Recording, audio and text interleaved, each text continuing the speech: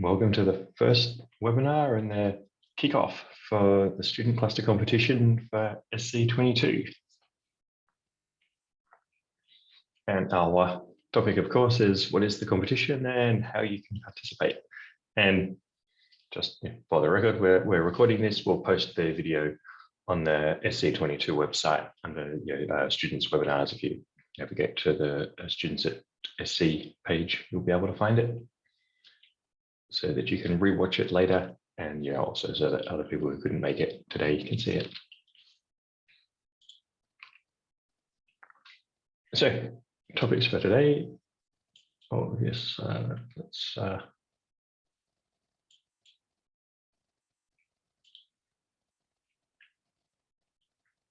Here we go. So now you should be able to see a ask question at slides at the top of the screen. At the moment, there's only sort of 20 or so of us, so we'll just unmute and speak, but particularly if the meeting fills up, the slides are a good way to, or the Q&A is a good way to ask questions in a large group. So we'll run through topics of what is a student cluster competition, a quick introduction for the committee, a little bit of history about what's it like, some past students telling us about their experiences, a little bit of information about this year's contests specifically, a few tips on how to prepare and particularly to prepare your application, and then we'll have a time for kind of open Q&A. So first of all, what is a student cluster competition? Well, so for some context, HPC is in fact one of the best tools in existence for doing science and engineering. And the purpose of a student cluster competition is to foster skills development and social connections to help bring new people into HPC as a field, which is great for HPC and great for the people in it. That didn't really answer the question though. So what actually is a student cluster competition? And the definition has varied and been updated a few times in recent years with different circumstances and the development of new technology. But in essence, the student cluster competition is a 48-hour non-stop contest to build and run admittedly small, but a supercomputer. So we have teams of 6 undergraduate students design and build the HPC cluster, measure and tune its performance, run some real science workloads on your cluster and also on the cloud. The cloud is becoming a increasingly important and valuable HPC resource. It's amazing what you can run in it now. There's full-on supercomputers there. There is typically some sort of a disaster scenario that you'll need to recover from, or some sort of unexpected surprise. This happens in the real world, and it happens in the competition too. And very importantly, you need to report on your results. Results that don't come in time can't be included in the scoring. And all of this happens within a power and cloud spend budget. So you can see a few little pics and screen caps of previous years. So there's a lot of excitement in the build-up as teams assemble clusters. We've had a leaderboard for the last couple of years, which allows us to see and allows people watching the competition to see the teams progress over the course of the competition. And in an in-person competition, which we haven't had for a couple of years now, but we are optimistic that we can have this year, we get teams of students in booths with displays, with lots of equipment, running applications and building out clusters. So, of course, this is a fairly major event, and it doesn't come about without the effort of a whole lot of dedicated volunteers. So right up front, I'd like to thank the people who are joining the committee and making all of this a possibility. So here are some names and faces that you'll see about in the preparation and during the competition.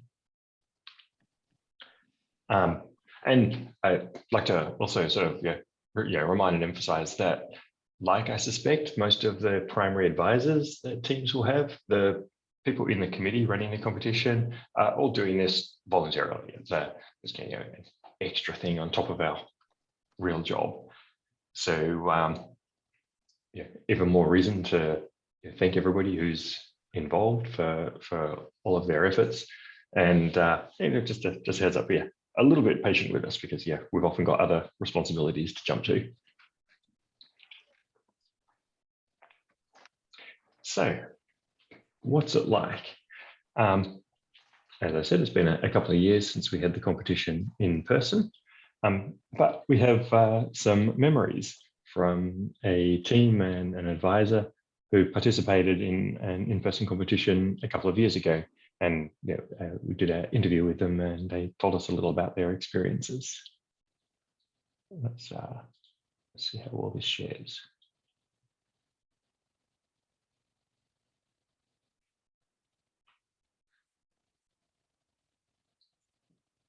Can people hear the audio okay? If somebody can raise a hand if you can hear the audio, that would be good.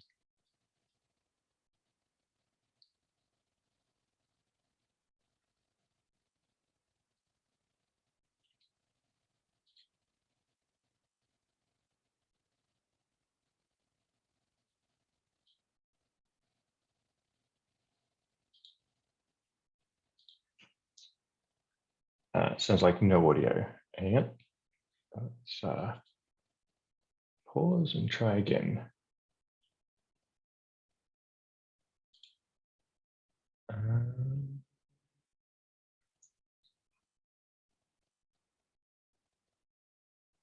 going to stop sharing for a moment and reshare and see if that fixes the audio.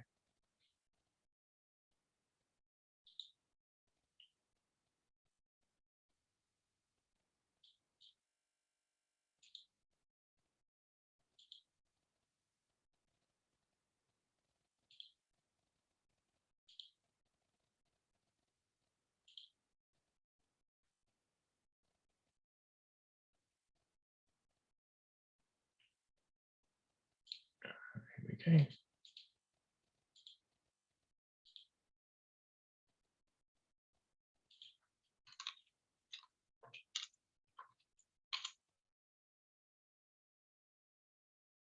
SC19. Sure. My name is Can you IndySCC, hear it and now?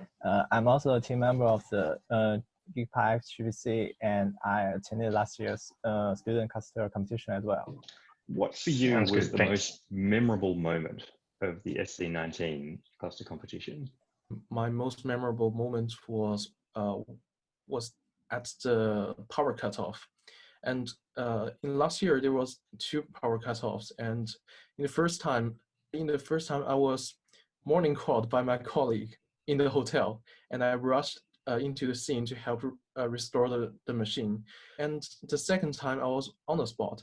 So at that moment, the scene was just a complete silence. And it's like suddenly wearing a noise cancellation headphone. And but what was really important for us was that when we go back and check the 7 hours long application running log, we found it just finished before the shutdown, and that was really lucky. It's my first time to attend such a large meeting, a large conference like SC19. So everything seems new to me. And I'm speaking with Dr. Greg Bird, who was the mentor for the North Carolina State team, Wolfpack HPC for SC19. The most memorable moment for me was when I got a call from the team. This was while before the competition started, so I was still able to help them. And I realized we didn't have the right power cords to connect part of our cluster to the power source. So I went to help them, but really I just helped them brainstorm, and the team came up with a solution, and we had to order something and next day delivery and on the weekend, and it came, and luckily we were able to get it all plugged in before the competition started. How much HPC experience did you and your team members have before signing up? I have participated in ASC preliminary in the last year, and that's it. I have never been to the scene before. Most of our team members don't have HPC experiences. So the team members, I would say, had basically none. I've been in the area of parallel computing for a long time, and I've been to supercomputing before, but I don't teach it on a regular basis. So it was quite new for all of us. And one of the students went to supercomputing 18 as a student experience, and she came back saying we need to do this, and so she put together a team, and I helped them, and they did most of it themselves. One of our colleagues have been on site in the HPC contest, and the rest of us have learned some system-related course like paracomputing, computer architectures, and operating systems, and we meet each other in these courses. But starting from basically zero knowledge. So how has being part of the competition impacted what you see as your career path from here?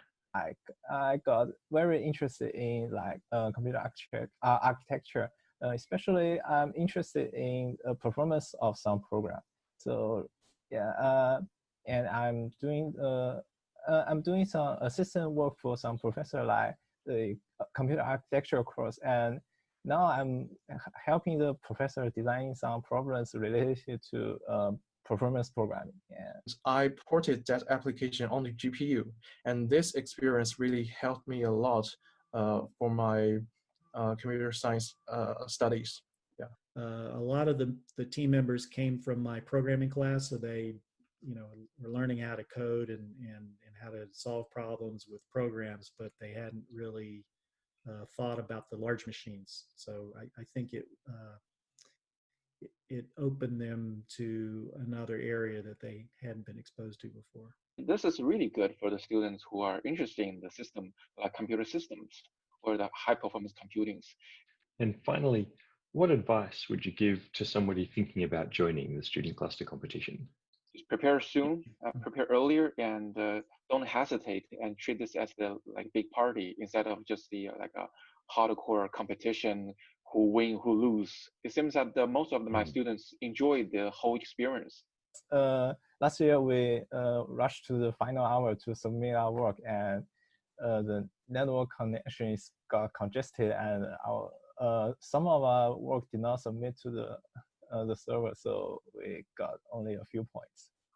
Don't be intimidated by all information you have to put together. And I think, a very key thing to start with is the hardware vendor partnership.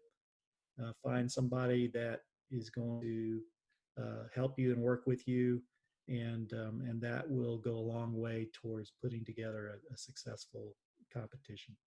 And come and join the SCC, and at here you can build your customized clusters and compete with world-class HPC teams, and you can also meet many big names in the HPC fields, so it will definitely help you improve your HPC knowledge and help your career path.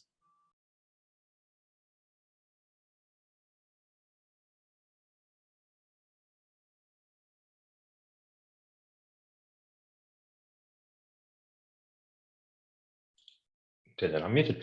So there was quite a lot there. Some tips, some suggestions, some stories, and a lot to take home. I hope that one of the things that you saw and took home in that is that you don't need to be already an expert to start. In fact, the whole purpose of the competition is as a place to start. And it's a great way to get into HPC, and you'll learn a lot of things that can help you in really almost whatever career path you go into later. But hopefully it opens HPC to you as well. So some tips about or notes particularly about this year's contest. It's been a couple of years since we did in person. This year we are aiming for mostly in person, and we're planning for that. But there will also be some cloud and virtual components, partly because these are increasingly important in HPC, partly also because we realize that while we're optimistic that a lot more teams will be able to travel and participate in person this year than in the previous couple of years, there are probably still going to be some travel restrictions for some teams. Probably most especially international teams. Some may have some restrictions to deal with.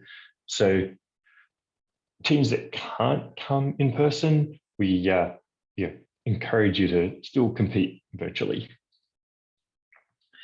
Last year, for the first time, was the IndySCC. We'll hear a little bit more about that coming up soon.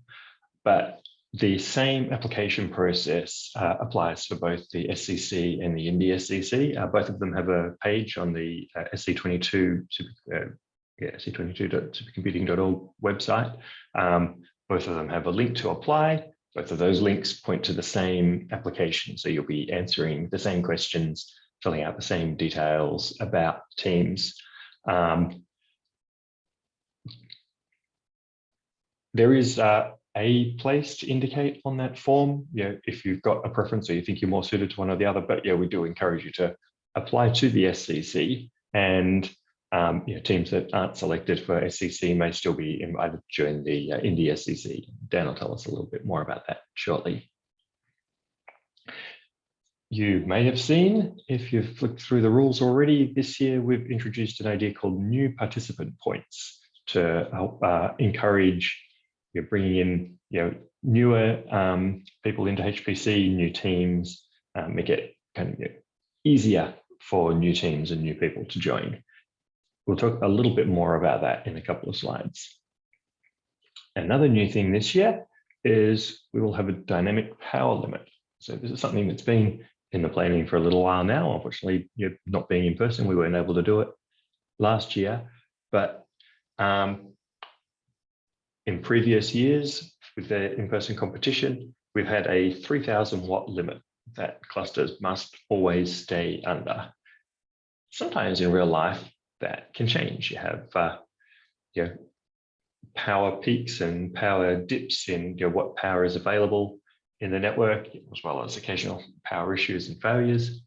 So for this year, during the benchmarking, we'll still keep it simple and straightforward with the same 3,000 watt limit. But during the actual contest, at various times, the limit will be adjusted. So sometimes it can go as high as 4,000 watts. It'll never go over 4,000 watts. So you have to make sure that everything, nothing should go beyond that. And it may come down as low as 1,500 watts.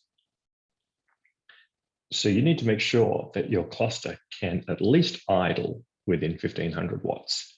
It might be that during the 1,500 watt period, that's all you do, idle and hold, but you can't turn components off. So power off's not allowed. So you need to be able to work within those ranges.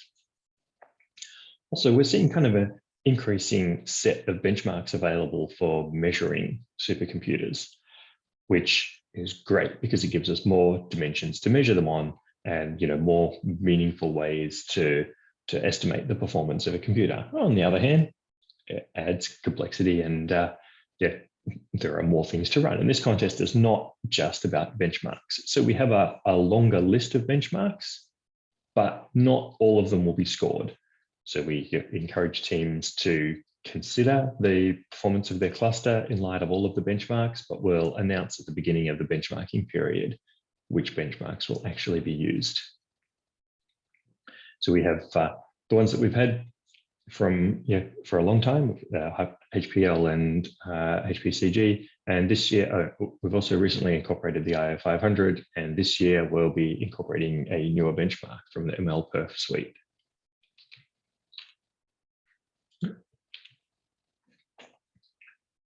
All right, how do we get started? How does a team join the competition? Most important is there's a bunch of preparation that you'll want to do before the event. And somebody in the interview before mentioned this: teams form partnerships with institutions and vendors. And you want to get that worked out early, because your institution is quite critical, and your vendor is really important to having the hardware, and also helping with travel and other things.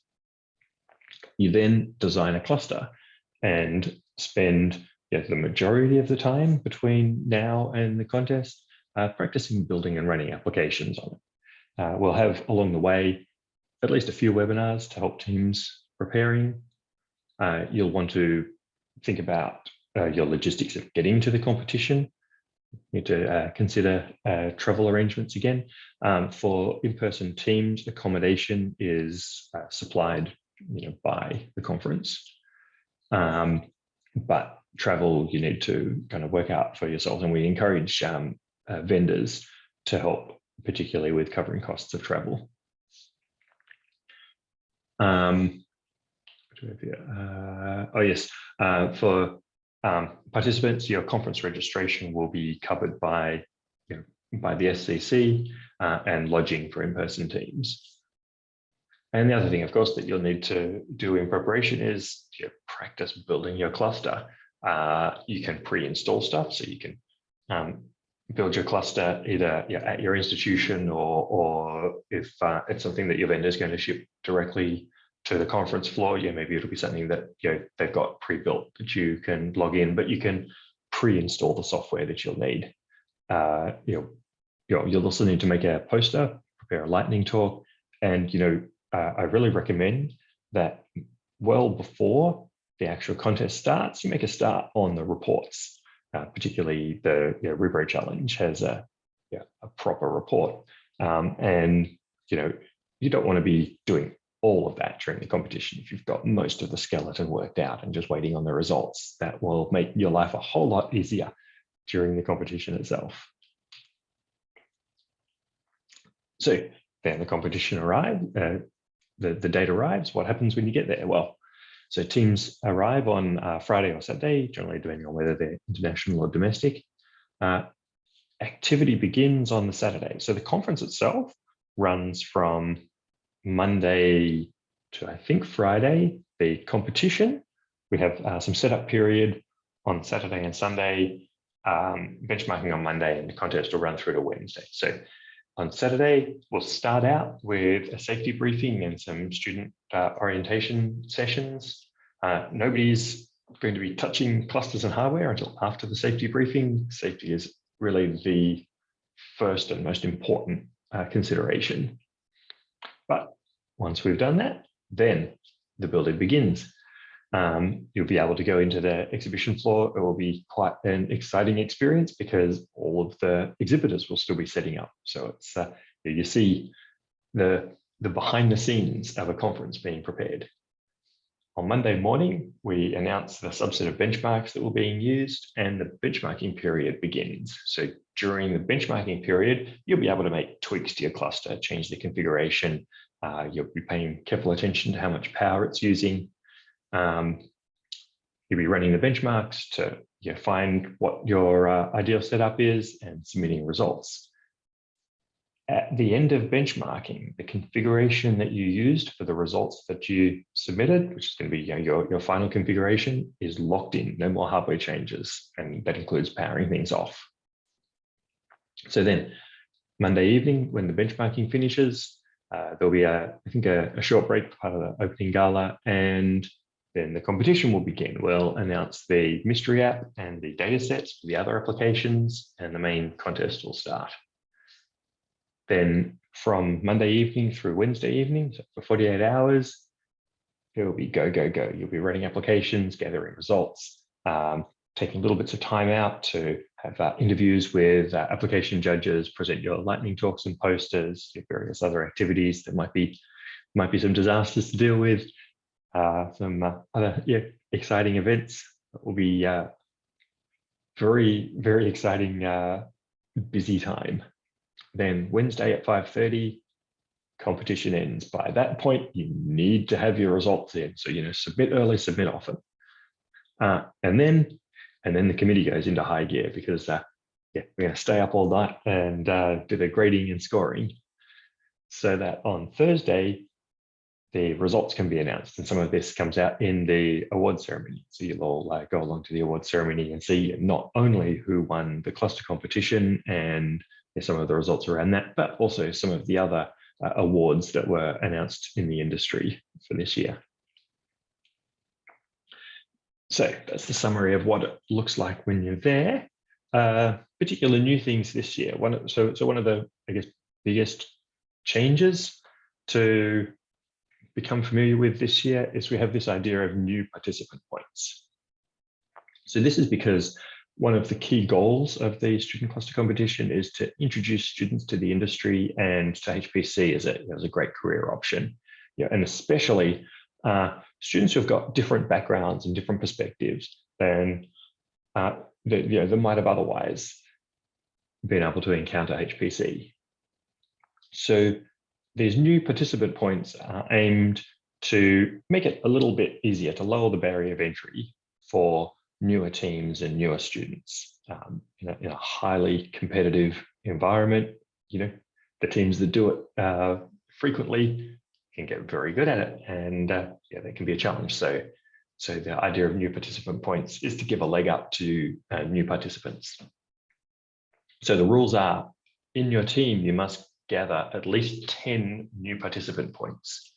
And the ways that you gather points are by having new people. So 2 points for first-time team members, 1 point for second-time team members. If the whole team is new, so it's an institution that hasn't participated before, at least in the last few years, we'll look back as far as 2019 in sort of considering this.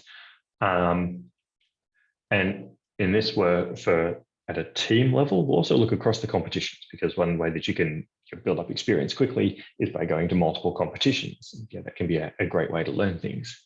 It also gives you quite an advantage over newer teams. So teams will get 8 points if it's their first time in any of the majors. So there's a student cluster competition happens each year at supercomputing, at ISC, and at ASC. And so we consider those ones the majors. If this is only your team's second time in one of those competitions, then that's 3 points.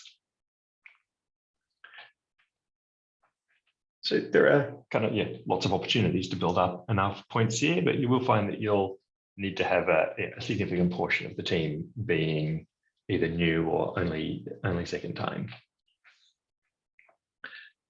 How to find more points? Some teams might find that they're struggling a little bit to get enough points. Something to consider if you've done the competition a few times as a team member or potential team member. Consider stepping up from being a team member to actually being a secondary advisor. Help your team along, start to shadow the primary advisor rather than the team itself, and help the team out.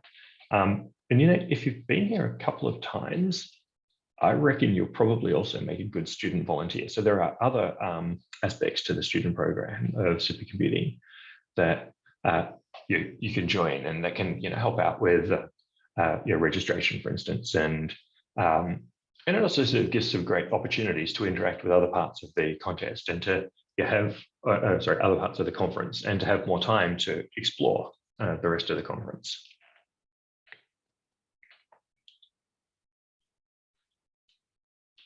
Another thing that's new this year, hinted at before, is we have a dynamic power limit. So in the past, it was just a flat 3,000 watts, don't go over it.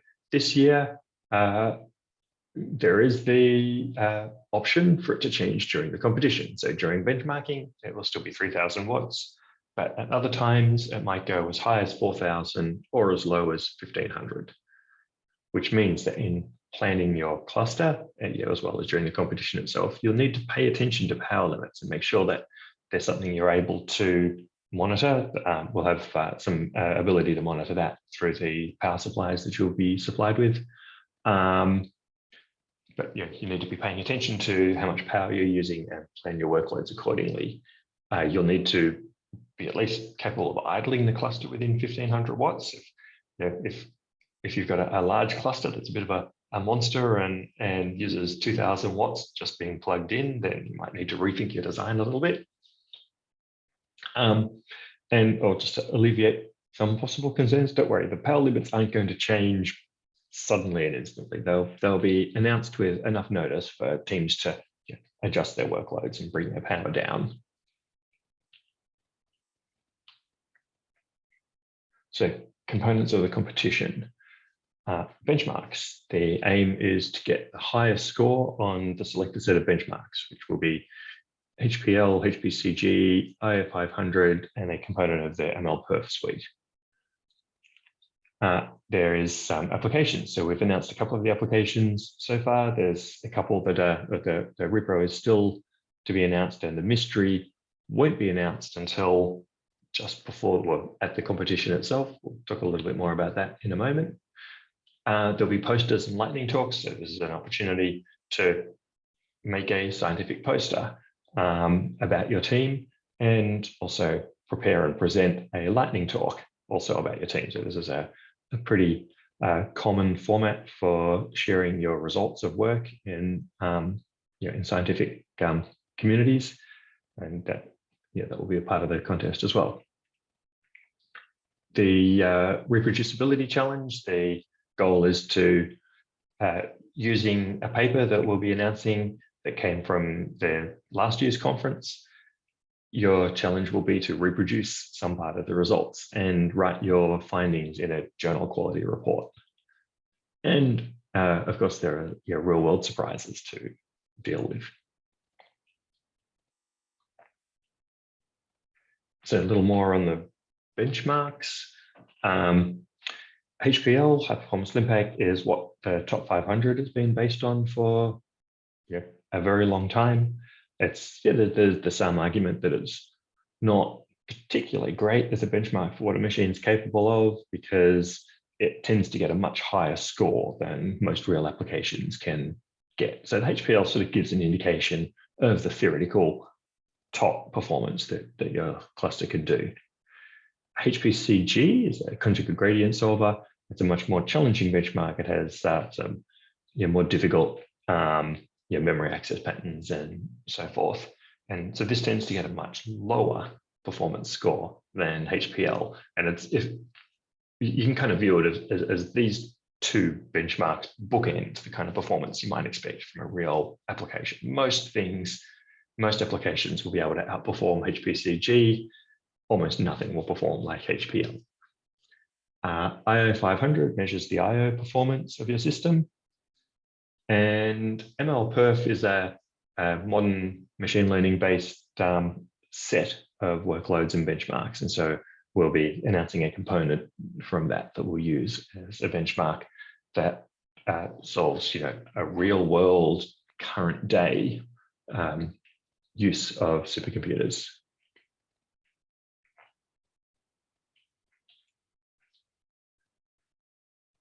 So we have two applications announced already. So Pasta comes from UCAR, or at least our contact with it is through UCAR. It's parallel hierarchy, adaptive stabilized transient analysis of compressible and incompressible Navier-Stokes applications. We have links to more information about it, and we'll be providing more information about it in the near future. But there are links to it on the webpage already. And LAMPS, which is I guess a older, more established code. I think we've actually used it as an application in the past, although it's been some time now, which stands for Large Scale Atomic Molecular Massively Parallel Simulator. Every year we have a reproducibility challenge. George, you online, and do you want to say anything about the repro challenge this year?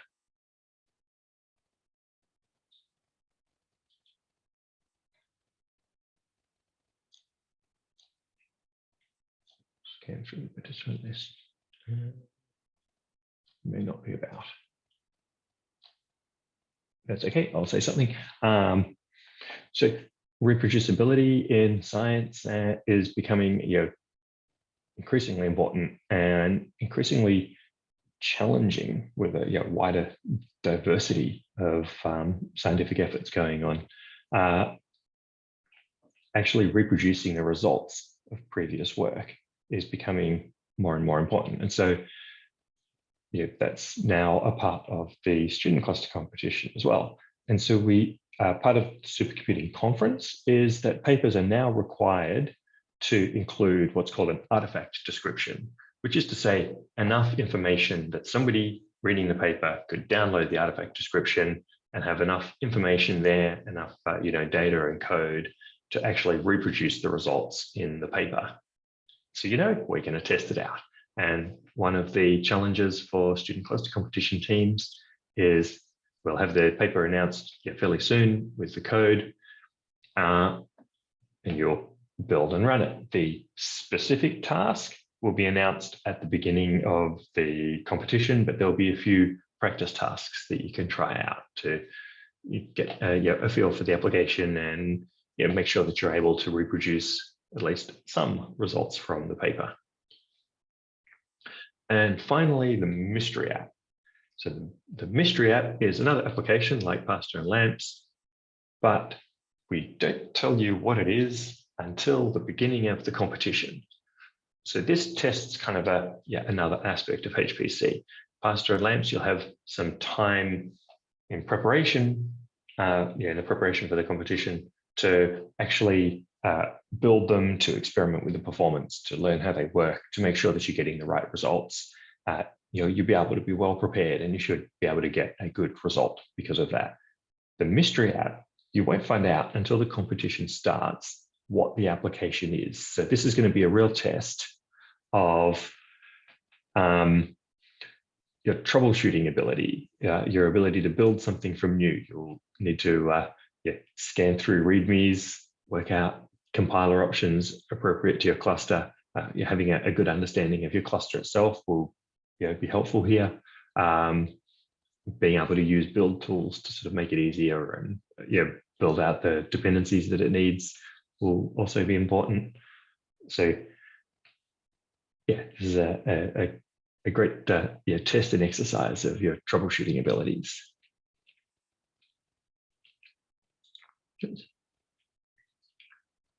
A very important component or piece of the puzzle here is the IndySCC. Dan, do you want to talk about this one? Sure. Yeah. So the IndySCC, I think, is very similar to the SCC. It shares all the same overarching goals, but it is intended for less experienced teams. I would say a lot of what Steve has mentioned so far and will mention also applies to the IndySCC. There are a few caveats to that. The first one being that the resources are provided for the teams to compete on. So you won't have to go out and find a hardware vendor and bring a cluster to the conference. So we'll be using Chameleon Cloud to provision these resources. We'll announce the exact details of the hardware, I hope, soon. We're just working out some of the technical details of getting everything connected, that we can figure out exactly what we'll be able to provide for the teams. So the competition is completely virtual. There is no in-person component to it. So the competition will really start in, I would say, late July, and it'll continue throughout the fall. So we'll have more educational components. It's going to be a little more hands-on, I think, than SCC is during that period. So in July we'll start with the hello world. Here's how to run on the Chameleon Cloud platform.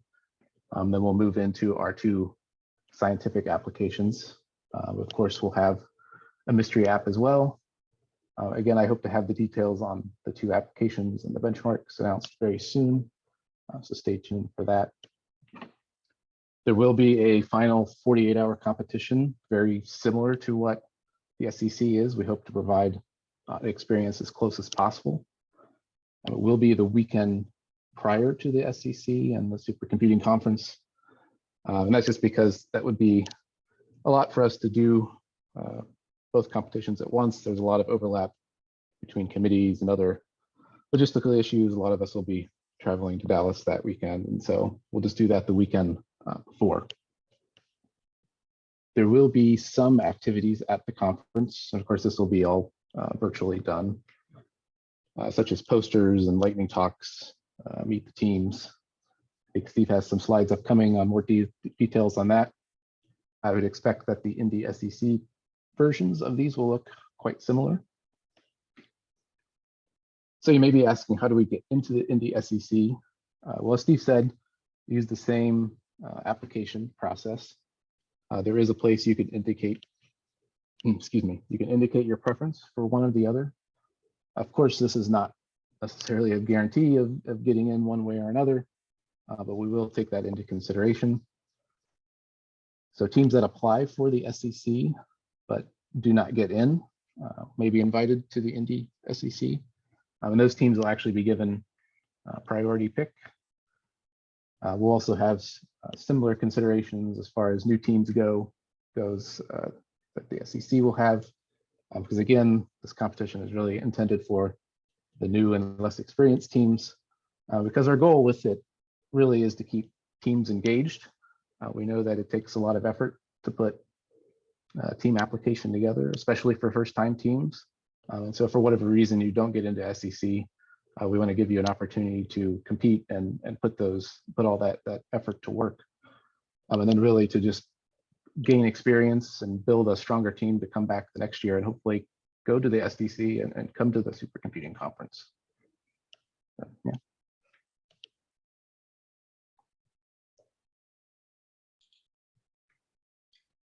Cool, thanks, Dan. Yeah.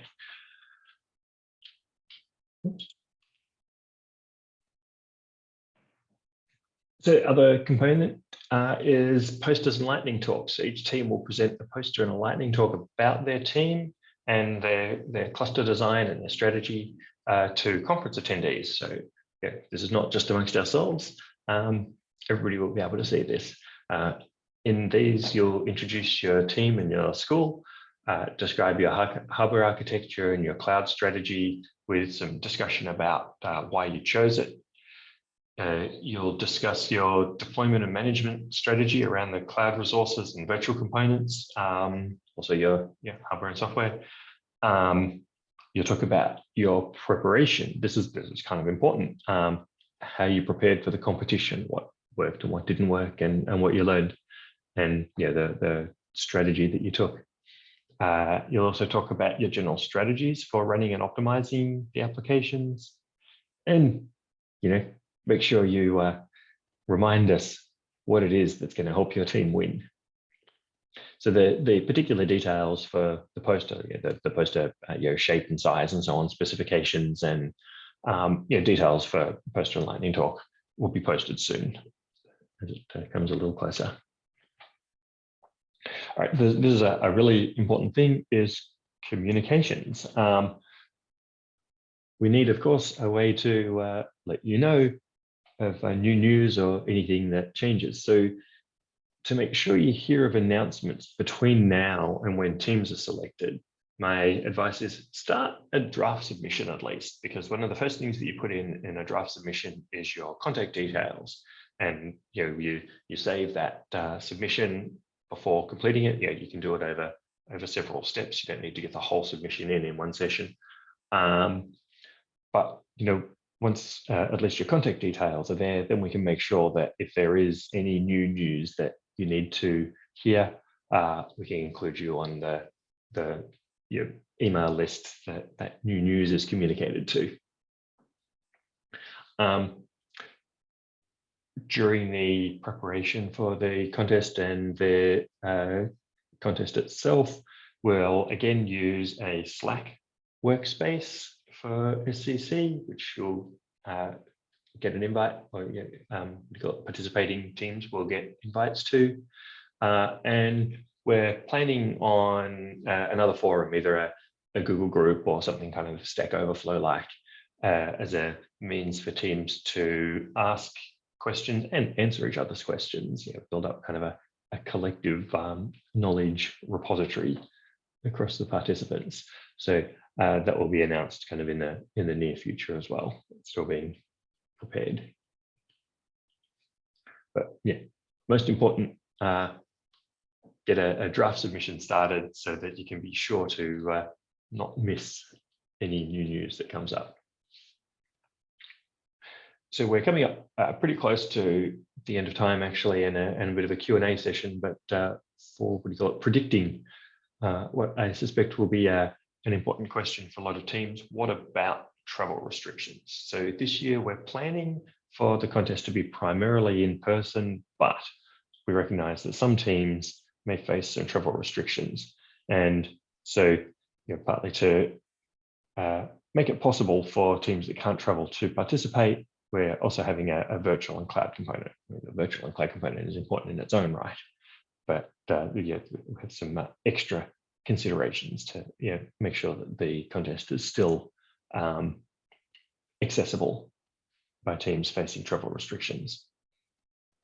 Some parts might be a little bit more difficult to do virtually. So, for instance, anything requiring physical hardware is going to be a little more challenging over the virtual part. And so the virtual component might not be the full, every aspect of the competition, but we'll hopefully be able to cover most of it. Of course, the future is still the future, and there's a few months of uncertainty between now and SC. So how do we decide whether to go with how does a team decide about virtual versus physical? So we've included a question in the application form where, rather than asking teams to predict the future, because that's not I think reasonable, we've got a question that asks about what are the current travel restrictions that your team faces. And you'll notice here one of the options is that you currently can't, but things are shaping up for yes, you can. So we're asking teams to let us know what your current restrictions are, and then we'll be able to use that information in kind of making decisions basically about which teams are likely to make it in person and which teams are not. And we understand that between now and November, things might change again. Things might need to be shuffled further. We sort of do our best to make the most realistic prediction that we can, and to give teams the best opportunities to participate that we can, and make sure that the competition is a good time and fair for everybody. Other important thing is tips for the application. When you go to the student cluster competition page, it's sc22.supercomputing.org, navigate your way to student cluster competition, and this over here is a very important button. This links to the submission application form. So there you can put in the details of your team, of your institution, of your vendor, and answer the questions that form your team submission. The most important tip is look at the question. There's some kind of indications in the question of what information we're looking for. Biggest tip is make sure that you address all of those points. They're all there for a reason. The questions that you'll be writing answers to, you'll be describing the strength of your team, making a case for the strength of your hardware and software approach, and the strength of your approach for cloud administration, the strength of your relationship with your vendor and your institution, the strength of diversity that your team brings to the competition, a bit about how your team is preparing, and what you're hoping to gain by being a part of this, your educational goals. So that's all of the pre-prepared slides, and we've sort of eaten our way through most of the hour, but we've got another somewhere between 5 and 10 minutes left for a open Q&A session. So we have about 30 people here.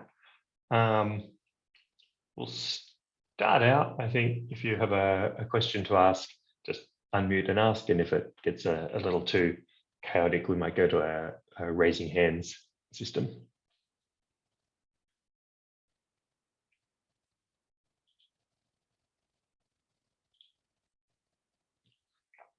I can see a hand up from Jussi, am I pronouncing that correctly?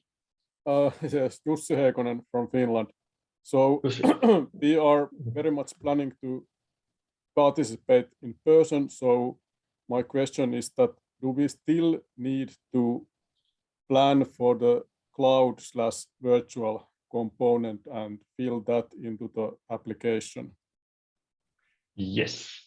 So in-person will also be using the cloud and virtual parts.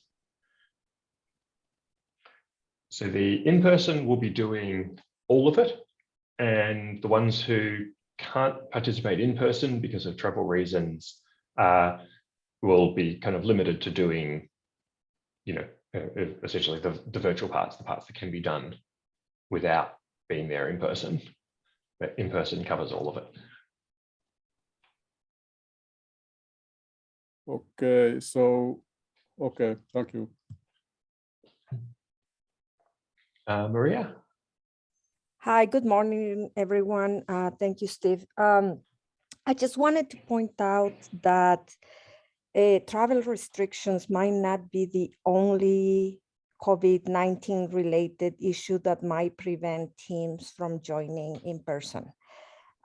We all know that vaccines are plentiful in the US and in some parts of the world, but in others, that's not the case. So there's many young people who have not had access to a full scheme of vaccination or have received vaccines that are not as effective as the ones given in the US, for example, or in other countries. So I just wanted to, raise awareness about that issue, that maybe the country of some participants might allow them to travel internationally, but there might be another issues that might put them at risk if they travel, like not having, proper vaccination and so on. That is a very good thing to consider. So I think probably the way, so we don't have a question on the form at the moment that exactly asks that. Might be able to adjust the wording of the travel question to include limitations around vaccine or other COVID-related issues that would prevent a team from traveling. But yes, certainly if your team has considerations like the state of vaccination in your country, definitely safety first. That would be a reason to what do you call it, to specify no, COVID prevents us from traveling at the moment. Yeah, what you suggest about rephrasing or adding more wording would be perfect. Maybe they can tell, this is one issue I'm aware of, but who knows what's happening in other parts of the world, right? Like they might be able to tell us, like, if is there any other COVID-19 related concerns or situation that might prevent you from traveling, and they might be able to say, to tell us more. Yeah. Yeah. Thank you. Yep, that's a good thing to bring up. Thank you.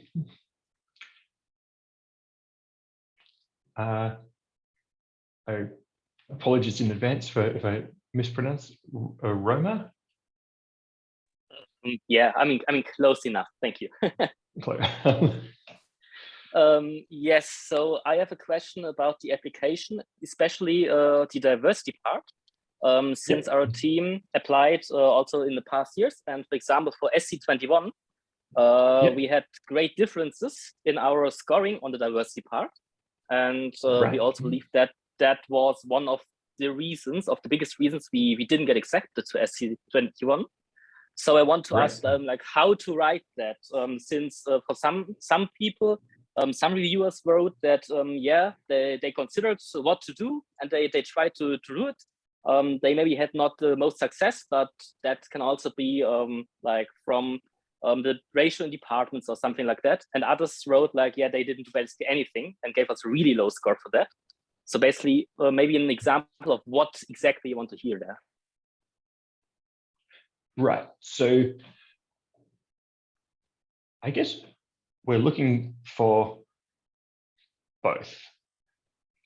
Ideally, one aspect of getting a team together will be actively looking out for and reaching out to communities that in the context of your own area, region, country, etc., are underrepresented in HPC or more generally science and STEM type fields.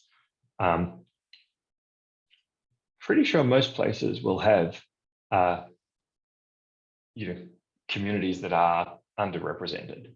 Of course, that doesn't necessarily mean that you'll be successful in recruiting people from a wider range, but we would at least like to see efforts in that direction. And there is definitely a preference for success in that direction as well. You might also find that there are multiple kind of dimensions to look around for underrepresented communities. It might be communities from a geographic or racial or something like that background. In a lot of the world, it's still the case that women are less well represented in STEM and HPC than men. So it's another area to consider as you recruit your team.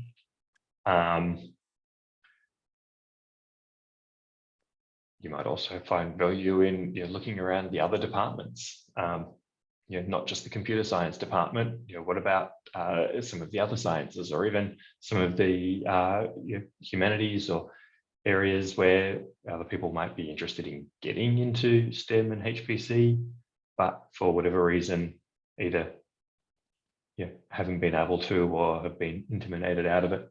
So strongly encourage you to put the effort in, do what you can, and write about what you did, and hopefully, first of all, have some success in bringing in new people from new places and new backgrounds into the field. Okay, thank you for the answer. I mean, I think we are now better in that regard than last year, but it's still, for us, it's a bit difficult. Like, we are from Switzerland, so a really small country, which doesn't have like the big communities like the US. So for us, it's kind of difficult to get like the same results, or also like we have different kind of challenges here. The scoring there is always like a bit difficult for us. So yeah, I just want to ask and say that again. Thank you. Yep.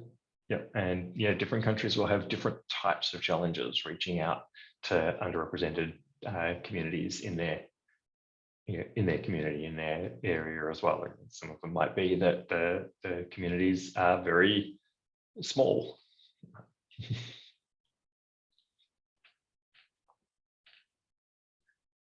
You'll see. Yes, I have two other questions. First of all, when will you announce the MLPerf component that is going to be used? And secondly, when will you have the seminars for the applications? So the specific MLPerf component we're planning to announce quite soon.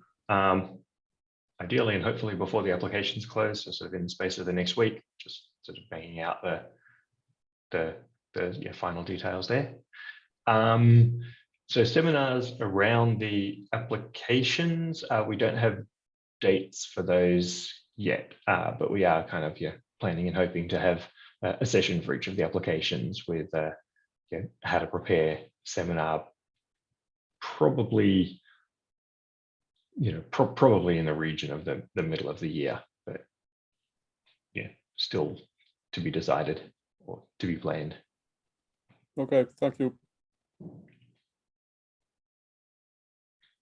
So we're currently at 5 minutes past 8, and probably a number of people, in fact, I'm seeing a number of people starting to drop off. People are probably needing to go to their next engagement. Thank you all for joining us. We'll put the recording up on the webpage so as soon as we have it ready. And we hope to see applications in the system and as many of you as possible at the conference and during our preparation. Thanks again all.